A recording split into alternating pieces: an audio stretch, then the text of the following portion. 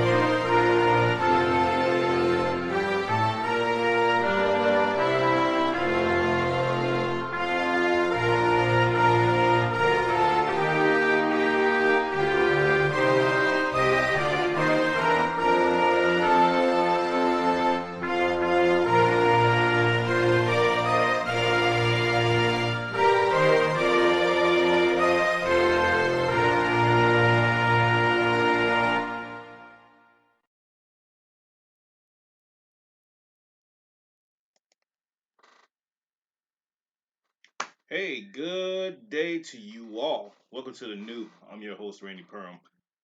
I don't know what just happened. There we go. I'll figure that out later. Anyways, tell you, boy, technology, it just. Woo. Anyways, hope you all had a fantastic week. Welcome to Friday. Happy Friday, everyone. Fantastic Friday at that. Also, it is Red Friday. Friday being the day that we salute our men and women who are serving our nation across the world, away from home, protecting our freedoms, and making the sacrifices, commitments, and dedication to our nation in this crazy time that we're in. We salute you. We thank you. Keep doing what you're doing. We appreciate it, although many don't. So, I want to give a birthday shout out to my daughter, Gayla. Her birthday was 2 days ago now, and also grandson turned 6 months on the same day. So getting old, everyone's getting older, and all that good stuff. He is taking a nap right now, so I'm gonna try to keep the tone down a little bit.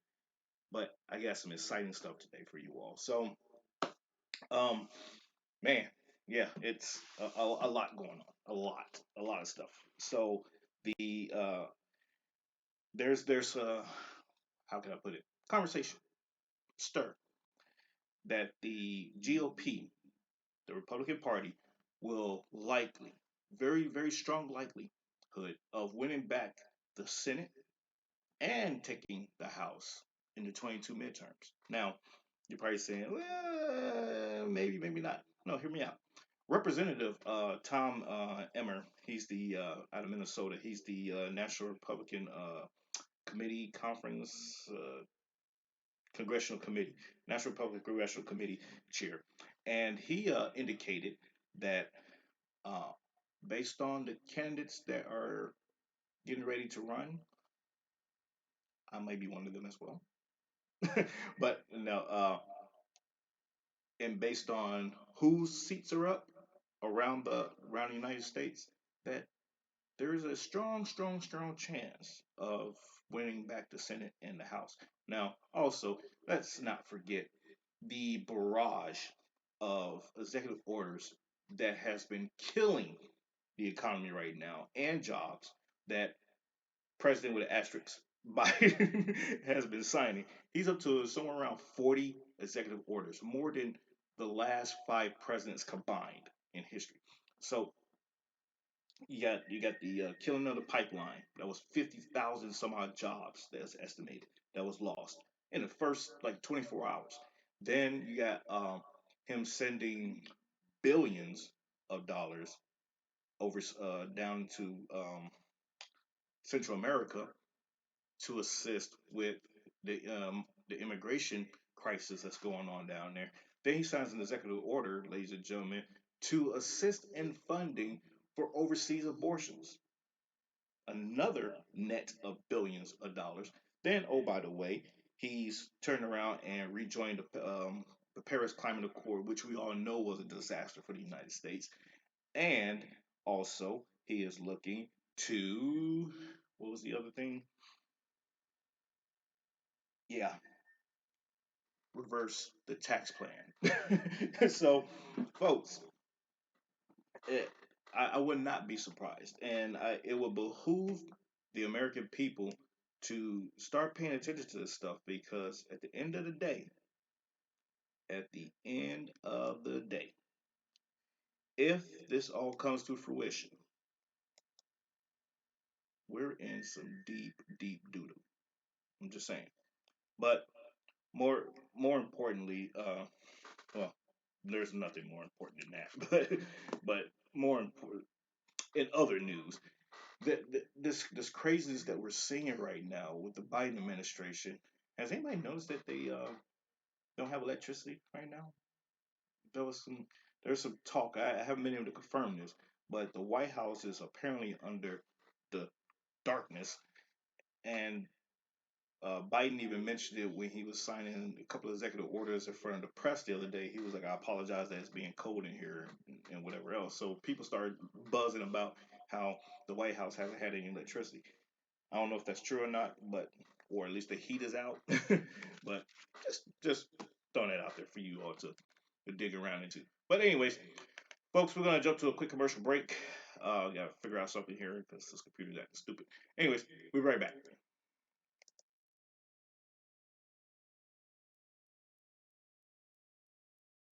You are listening to the Exceptional Conservative Network.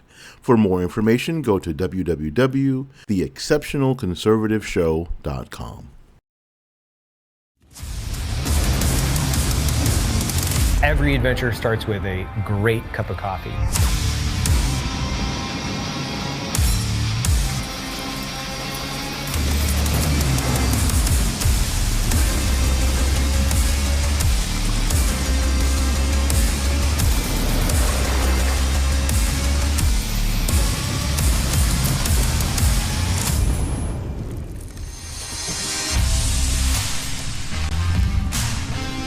That's what we're trying to do. We're fueling people to go do epic shit in life.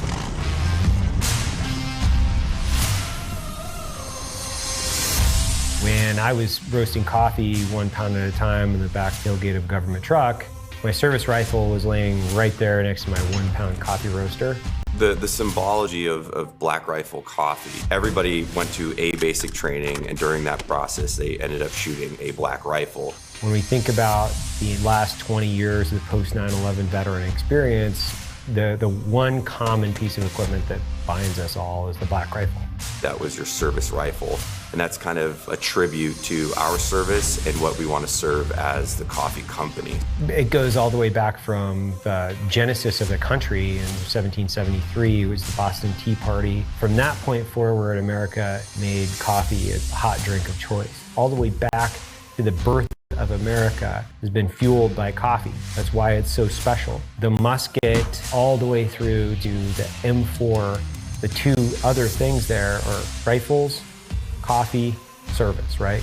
I think those are the things that connect a lot of different veterans throughout the generations. It's heritage, it's service, and so kind of the whole thing is like we're fueled by coffee, connected by service. It stems from a value proposition or something that we absolutely believe in. That's what we're trying to do. We're fueling people to go do epic shit in life, but then we're all connected through this post-service or in-service aspect of raising our right hand and believing in, the American dream and what it stands for to be an American. And for me, that's hyper unifying.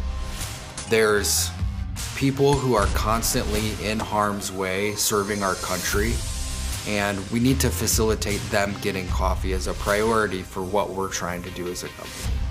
This company is about the customer. The customers are the company. It's one big ecosystem, and we serve coffee to the same type of people that we are, so they're one and the same. It's this constant drive to constantly be evolving what we're doing to give our customers a better coffee experience. Whether that's a new steep bag, instant coffee, or exclusive coffee that's from a different type of origin country.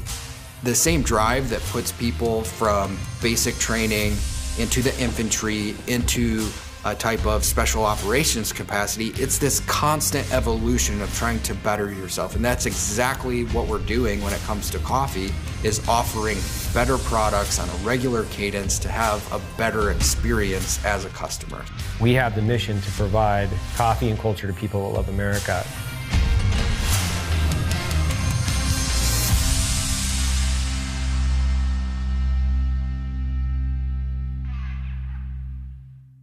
Sharing of biased and false news has become all too common on social media. More alarming, some media outlets publish these same fake stories without checking facts first. The sharing of biased and false news has become all too common on social media. More alarming, some media outlets publish these things simply aren't true without checking facts first. Unfortunately, some members of the media use their platforms to push their own personal bias and agenda to control exactly what people think. And this is extremely dangerous to our democracy. This is extremely dangerous to our democracy.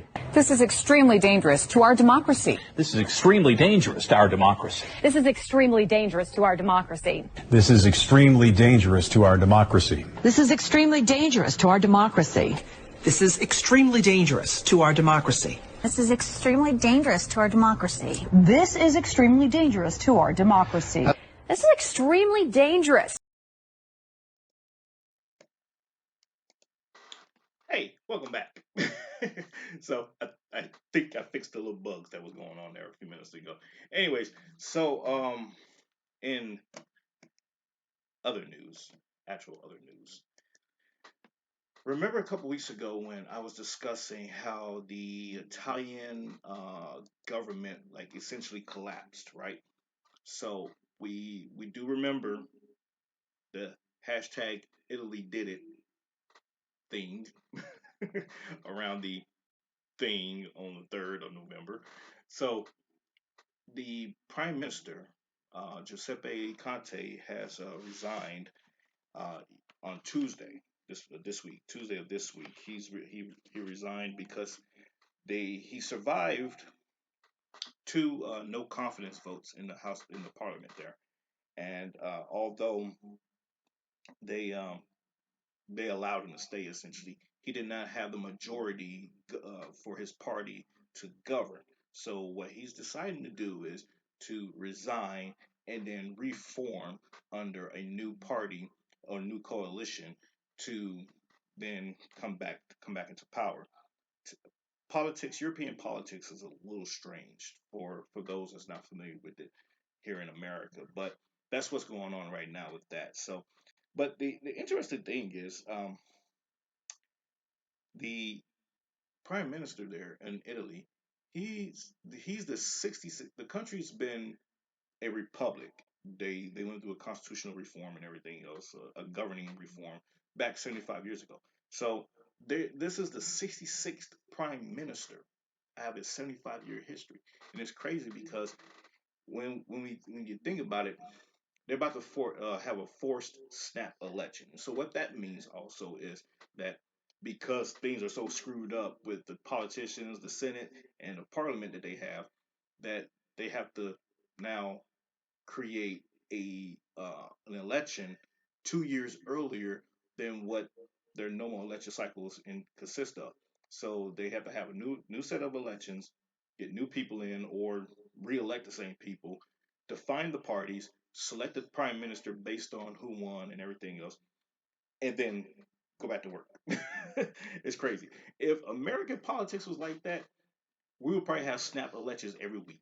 So I'm kind of, I guess you could say, thankful that we have a somewhat stable system of governing, but that's what's going on with that right now.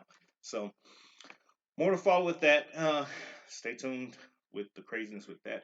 But we also need to bear in mind the quietness that has suddenly came about with the election interference from the foreign entities.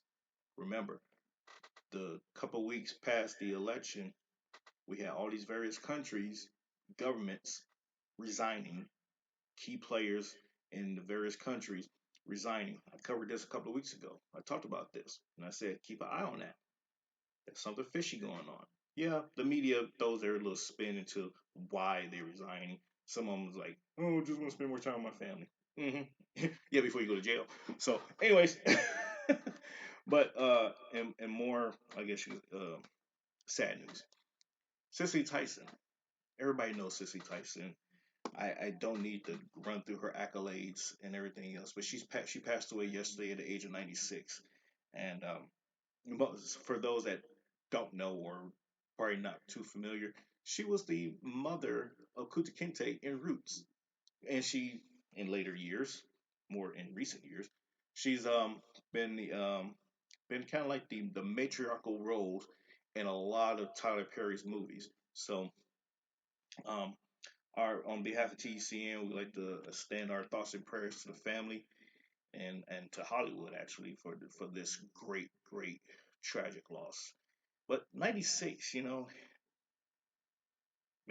that's you've seen a lot. You've seen a lot. So yeah, folks, we'll be right back. We're going to jump to another short break.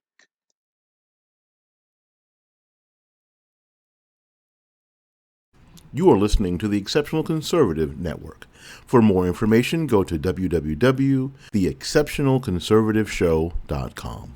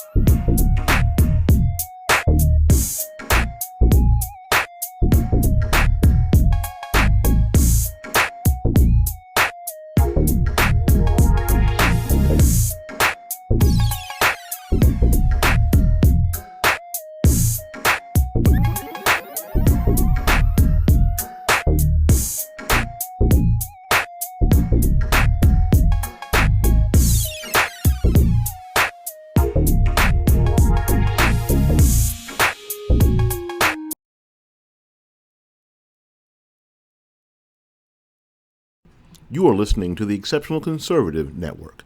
For more information, go to www.theexceptionalconservativeshow.com.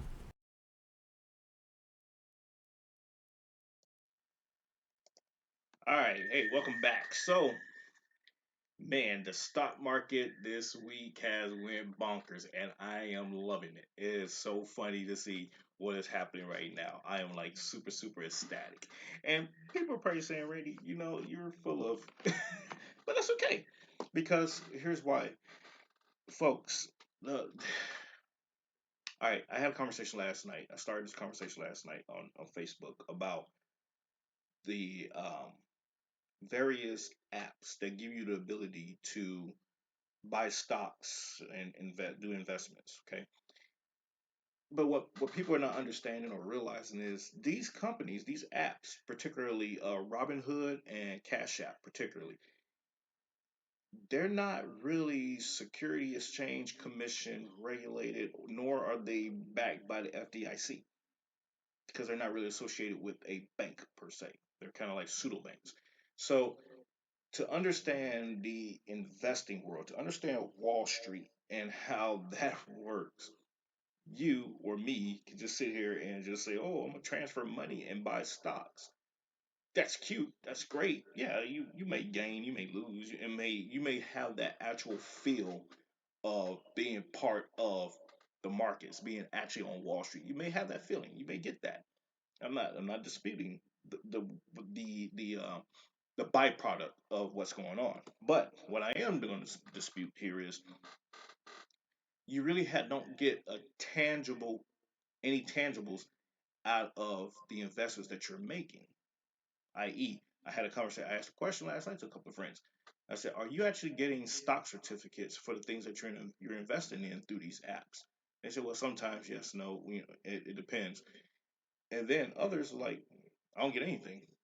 It just gives me a list of the stuff that I own, that I invested in, and that's it." So you're able to cash in, cash out, and do all this stuff, but you're not really getting, I guess, the ownership aspect of actually owning the stocks. You don't have proof per se. So when it's time for you to go file your taxes and everything else, unless you go do nefarious activities within that's your business. You might want to pay attention to what you're doing and what's going on, because that could get you into a lot of financial trouble.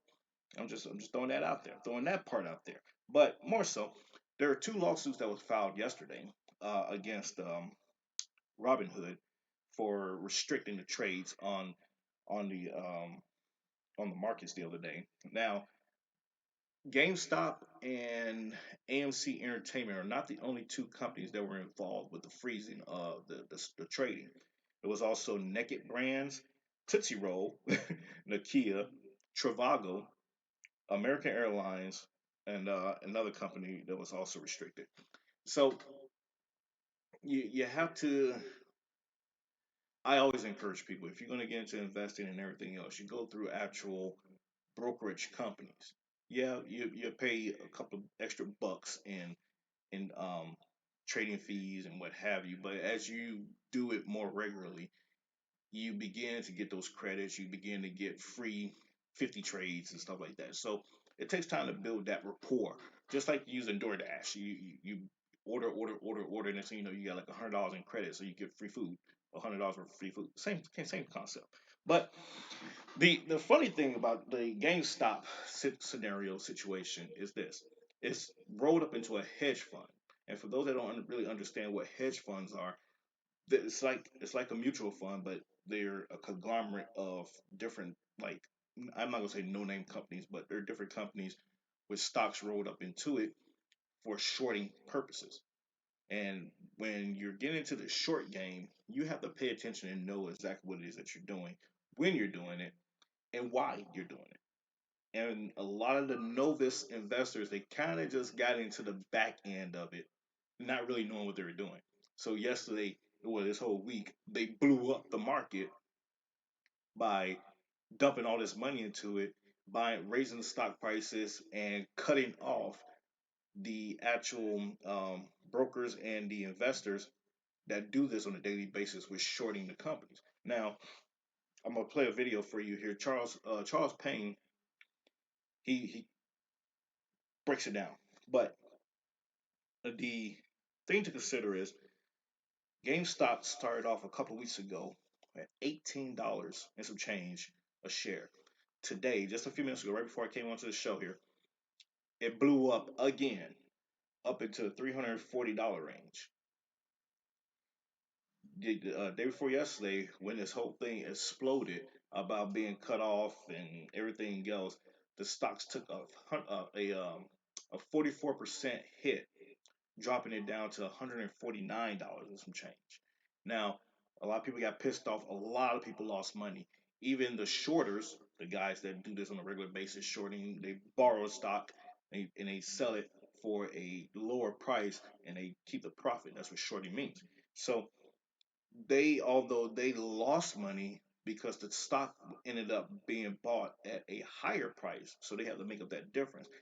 It was a net worth loss of over $11 billion just through this foolery that went on this week. $11 billion loss. Now, a lot of people are not thinking about this also. You got these novice and these, everyday Americans that don't really play in the markets like that and stuff like what have you. They're into this game now. They're into this mix, and the stock today just blew back up again. What does that mean? Well, number one, those that are in the shorting business, those that are like everyday traders and they do this for a living, they're pretty happy with that right now, actually, because they're actually making up the money that they lost. Those little guy investors, they're making some money too, provided that they stay. Well, I should not stay. They get in and they get out. They invest in since it was at $149. So if they dropped $149 times whatever a couple of days ago, and they get out today, for example, they gain back 100%, 200% of their investment. Get out of it, leave it alone. But a lot of people are not doing that. They're gonna sit around, be greedy, and watch it balloon up again, and they're gonna sit there and say, "Oh, the stocks are back up. I'm gonna invest more. I'm gonna invest more." And next thing you know, it's gonna pop, and you lose everything.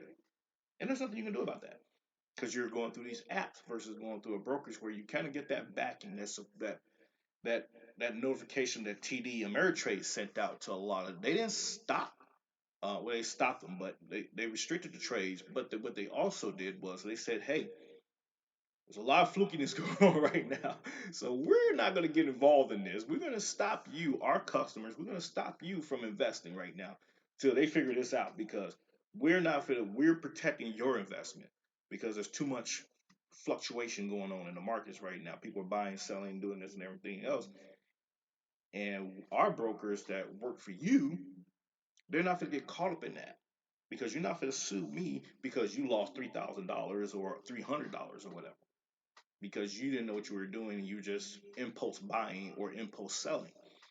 And so that's what's going on with that right now also.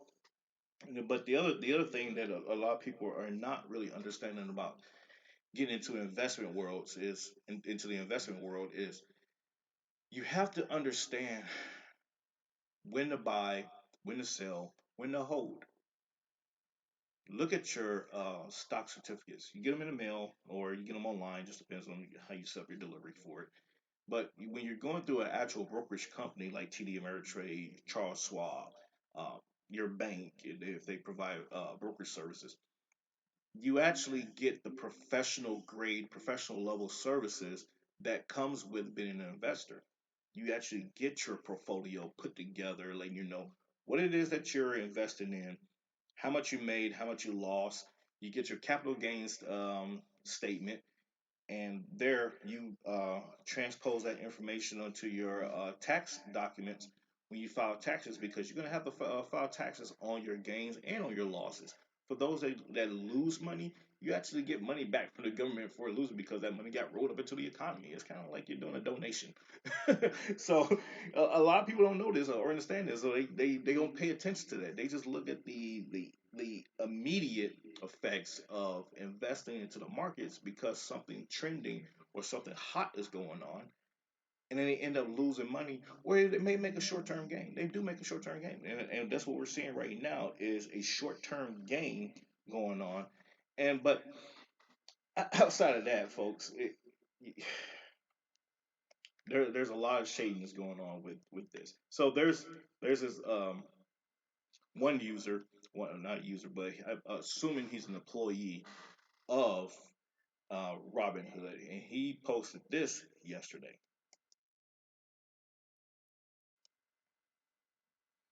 For my viewers, I don't know if you can see it, see this or not, but I'll go ahead and read it. Robinhood insider information. I work for Robinhood. Don't kill me.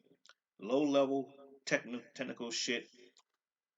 Computer sciences major, not financial side. Guess what we overheard today? Vladimir, yes, founder Vladimir and the C-suite, I'm assuming China, received calls from Sequoia Capital and the White House that pressured into closing trade on GME, etc. I guarantee you the same took place at E-Trade and the others who closed trading. File reports on the SEC page Securities Exchange Commission page. If I wasn't scared to be out of work in a pandemic, I quit. I'm disgusted. We all need to rise up. This is bad as it gets. When we talk about how the rich get one set of rules and the rest of us get screwed over and over and over again, left to bail them out and pick up the tab for their $1 trillion tax breaks, we need to pile pressure on every government and financial institution involved in this tragedy of justice. I'm taking a massive career risk even posting here, but F these MFers. End quote. So, like I said, you can take it for what you will, whether there's any validity to that or not. But sounds to me that this person is validating what's going on because I just mentioned TD Ameritrade uh, made a public statement saying yes, we stopped some of the traders because of the irregular activities going on the markets. We see that other companies got halted on the trading as well or got restricted from being traded. So there could be some validity to his statement as to there was some insider phone calls going on saying, hey, we got these average Americans getting involved in our day-to-day business. And I even talked about that yesterday on my post.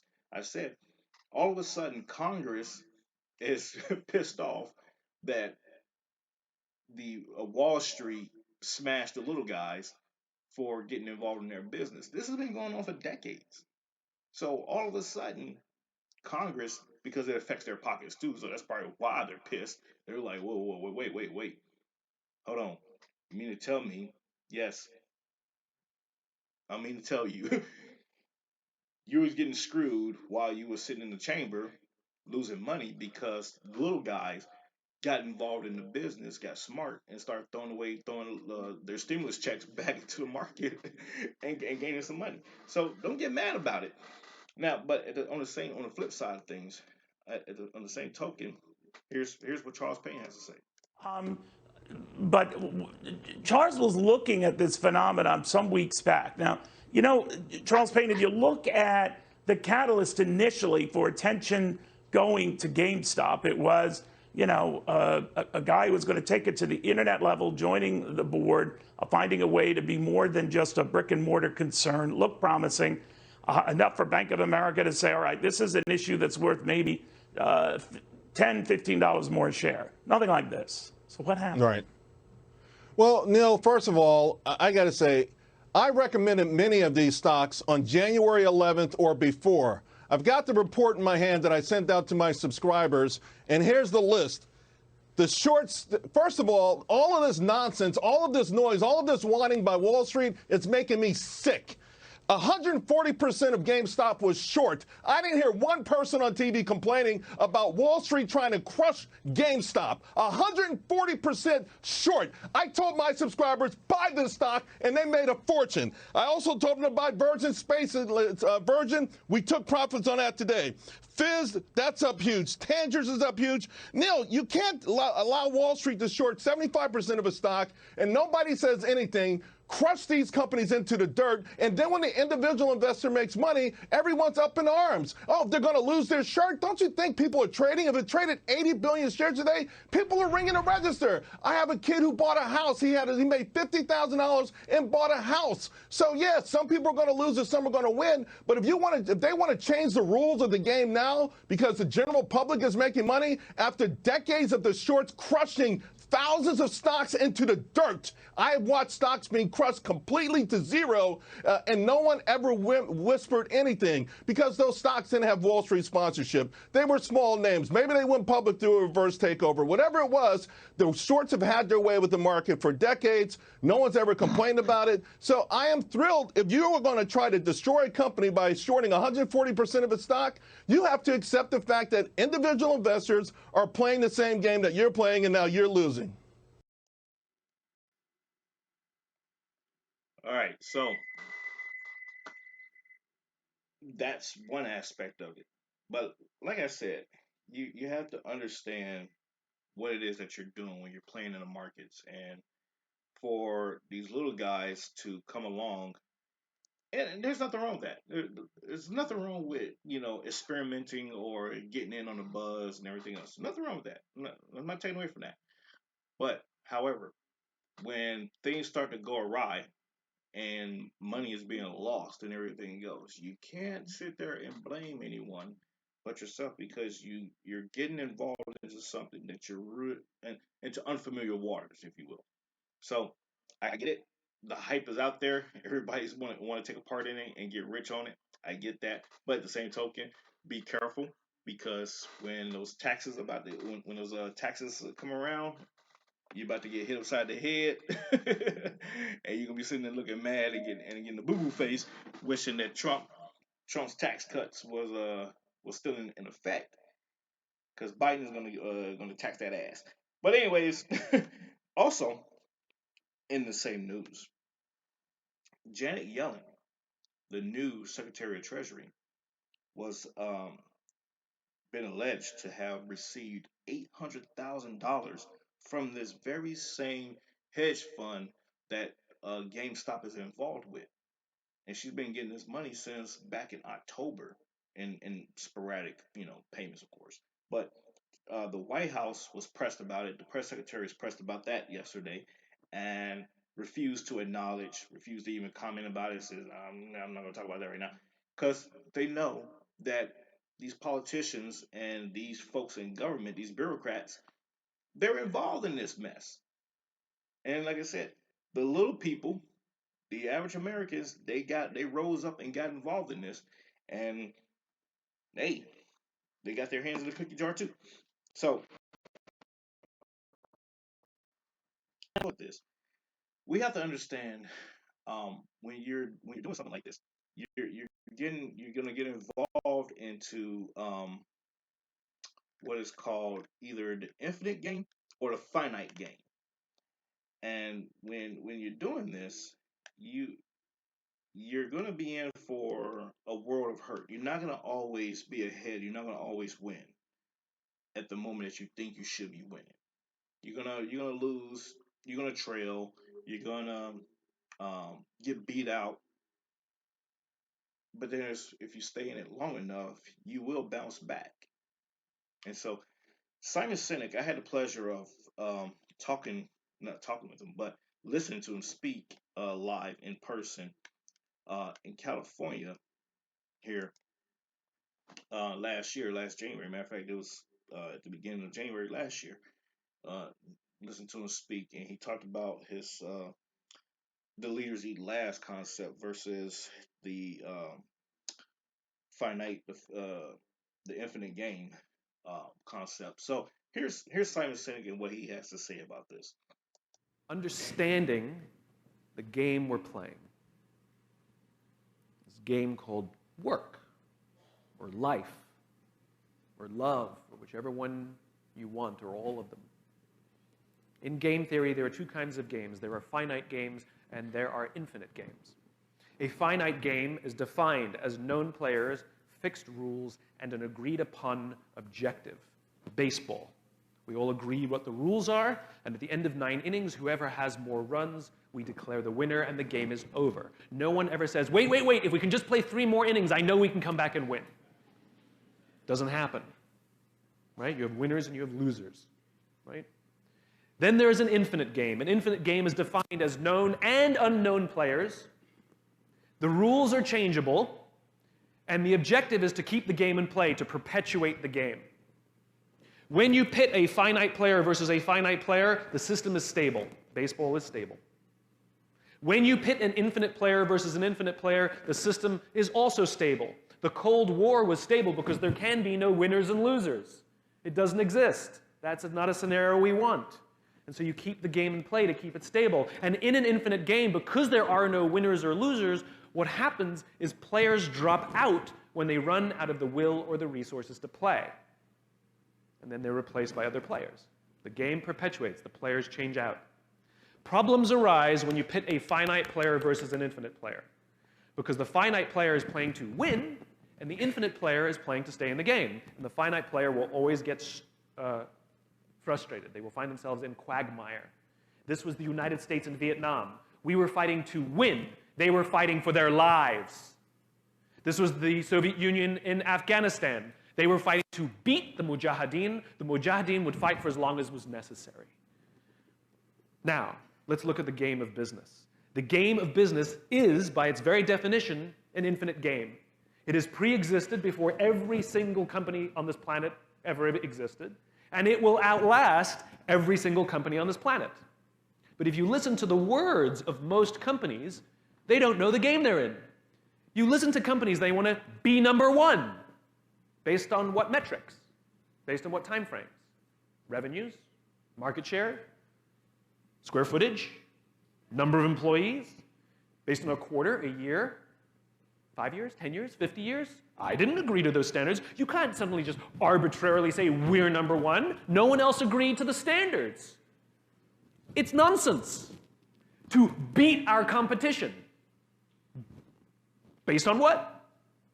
And they study their competition, trying to outdo their competition. And yet I've never heard of a company that's taken down by the competitors they know. They're always taken down by the competitors they don't know. Do you think MySpace knew that Facebook existed? They were worried about Friendster.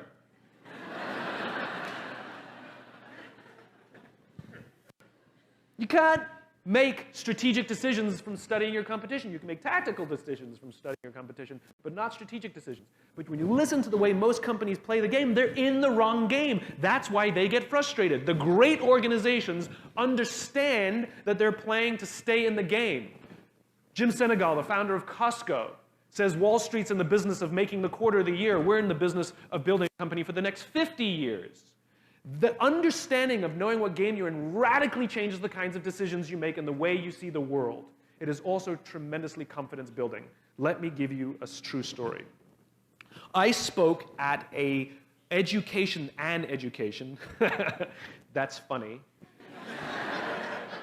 I spoke at an education summit for Microsoft. I also spoke at an education summit for Apple. At the education summit for Microsoft, I would say that 70% of the executives spent about 70% of their presentations talking about how to beat Apple. At the Apple Education Summit, 100% of the executives spent 100% of their presentations talking about how to help teachers teach and how to help students learn. One is playing this way, and one is playing that way. One is playing finite, and the other one is playing infinite. Guess which one gets frustrated?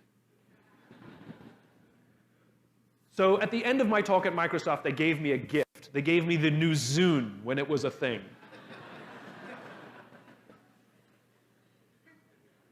And let me tell you, this thing was spectacular. It was the most elegant piece of technology I'd ever used. The user interface was incredible. The design was spectacular. I absolutely loved it. It was easy to use, and it was bright and gorgeous and fantastic. It didn't work on iTunes, which is a different problem, so I couldn't use it, but it was amazing. And elegant. My God, it was elegant. So I'm sitting in the back of a taxi with a very senior Apple executive, sort of employee number 12 kind of guy. And, you know, I like to stir pots. So I turned to him, I said, you know, Microsoft gave me their new Zune. And it is so much better than your iPod Touch. And he turned to me and he said, I have no doubt. Conversation over.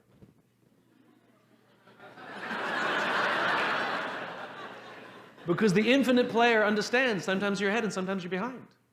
Sometimes your product is better and sometimes it's worse. The goal isn't to be the best every day. The goal isn't to outdo your competition every day. That's a finite construction. If I had said to Microsoft, I've got the new iPod Touch and it's so much better than your Zune, they would have said, can we see it? What does it do? React, react, react, react. Finite players play to beat the people around them. Infinite players play to be better than themselves. To wake up every single day and say, how can we make our company a better version of itself today than it was yesterday? How can we create a product this week that's better than the product we created last week? We also have to play the infinite game. It's not about being ranked number one. It's not about having more followers on Twitter than your friends. It's not about outdoing anyone. It's about how to outdo yourself. It's not about selling more books or getting more TED views than somebody else. It's about how to make sure that the work that you're producing is better than the work you produced before. You are your competition. And that is what ensures you stay in the game the longest. And that is what ensures you find joy. Because the joy comes not from comparison, but from advancement. The problem is,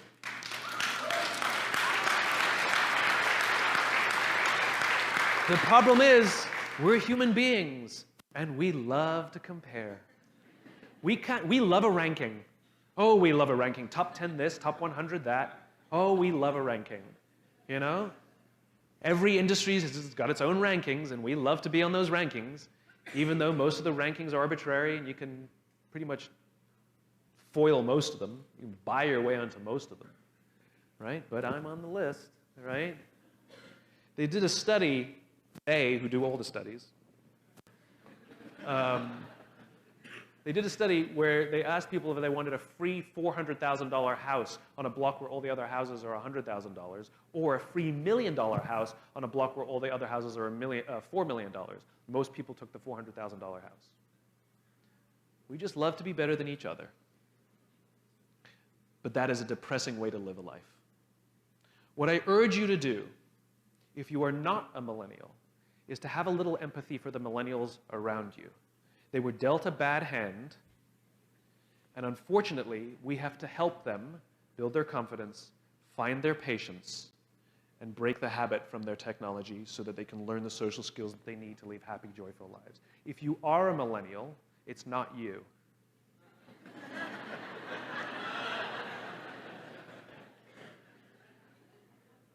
And take care of the millennial friends that you have around you, because they're not mad at you and they're not bad people. They were dealt the same bad hand that you were dealt. Don't demand that they take care of you. Take care of them. And that's part of the problem. There's an entire section in the bookshop called self-help, and there's no section in the bookshop called help others. And the way that we fix the problems in the world is not by trying to demand that people help us. How can I lose 10 pounds? How can I find love? How can I find the job of my dreams? That's what all the books say. No, it should be, how can I help my friend live a healthy lifestyle? How can I help my friend find a lifetime of fulfillment? That's what it's about. It's about service to others, because that's what it means to be human. Everything about our makeup, our biology and our anthropology is designed to get us to look after each other.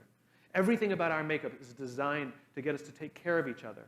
That's why an event like this feels better than watching it online. Because we get to sit next to each other. We get to sit with each other. It's nicer for me too. It's much nicer for me to be here with you, because we're social. But we all have a responsibility in this tribe. If you want to have a happy, successful, fulfilling, confident life, you have to commit yourself to take care of the people around you. That's just how it works.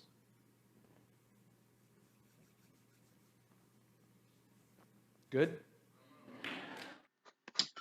So, I hope you got something from that. For those that are not familiar with Simon Sinek, great stuff that he shares. So, yeah, I think we're gonna go ahead and call it a day. Folks, you can pick up my book, The New You, Now Equipped with Wisdom, based on the show, in part, mostly. But I do talk about finances and investments and stuff in here as well. So you can follow me on Twitter, rperm. You can follow me on Instagram, rperm.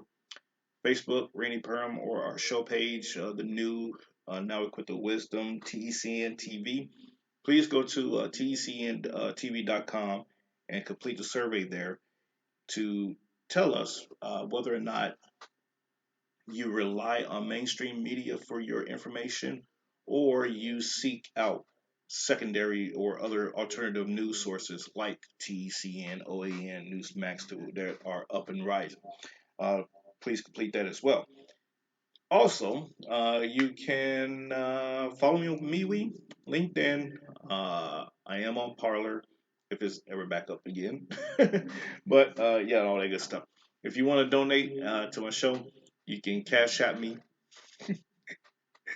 I'm not going to invest it. Cash App me at $RPerm for US, or you can PayPal me RPerm, RPURHAM for US for us. And yeah, we'll see you all on Monday, God willing. God bless. Hope you all have a fantastic weekend. Stay safe, be blessed. Don't do anything crazy because it's not worth it. And or even if it is worth it, still don't just be a little bit more prudent in your actions. Okay, we're living in crazy enough times as it is. All right, take care. God bless. See you all next on Monday. You are listening to the Exceptional Conservative Network. For more information, go to www.theexceptionalconservativeshow.com.